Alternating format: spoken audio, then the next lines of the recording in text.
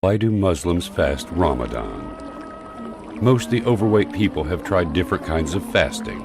Some will drink only juice for a day, or eat only fruit, or stay away from any sugar or carbohydrates, or stop drinking alcohol for a period of time. Yet, it seems strange, the idea of Muslims fasting in the month of Ramadan. The entire nation of almost 2 billion people, all together, for a whole month, not eating, not drinking, and not having intimate relations during the daylight hours. Isn't it a very harsh practice? What is the real spirit of Ramadan? Fasting means to abstain from food, or from certain kinds of food voluntarily, as an observance of a holy day or as a token of grief, sorrow, or repentance. This practice can be found in most of the major religions of the world, like Hinduism, Judaism, and Christianity. Although in most religions, fasting is for expiation of sins. In Islam, it is primarily to bring one closer to Allah. Since being conscious of Allah is the prerequisite for righteousness, great stress is placed upon fasting in Islam. Abu Umama reported, "I came to the Messenger of Allah and said, 'Order me to do a deed that will allow me to enter paradise.' He said, 'Stick to fasting, as there is no equivalent to it.' Then I came to him again and he said, 'Stick to fasting. Fasting makes you feel hunger, which every poor person suffers from in the world. This is how you would sympathize with the poor and try to help them more.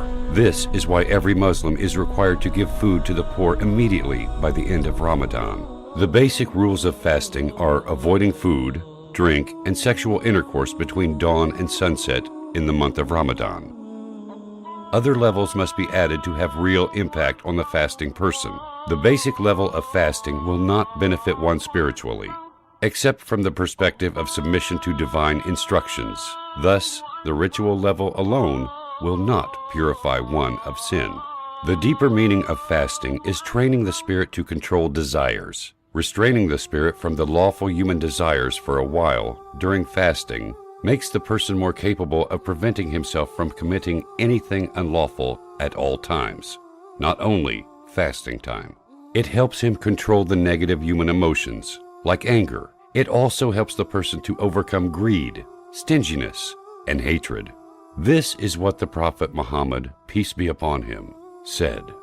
Allah has no need for the hunger and the thirst of the person who does not restrain himself from telling lies and acting on them even while observing the fast. The essence of the sciences of self-development and management of time and resources in the world call for one important principle: control your desires and do not let them control you.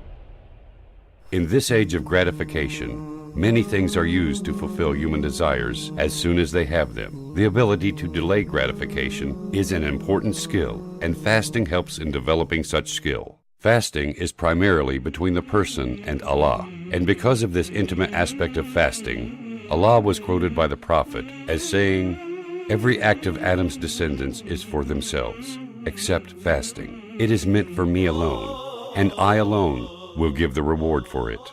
شهر رمضان الذي أنزل فيه القرآن هدى للناس وبينات من الهدى والفرقان فمن شهد منكم الشهر فليصم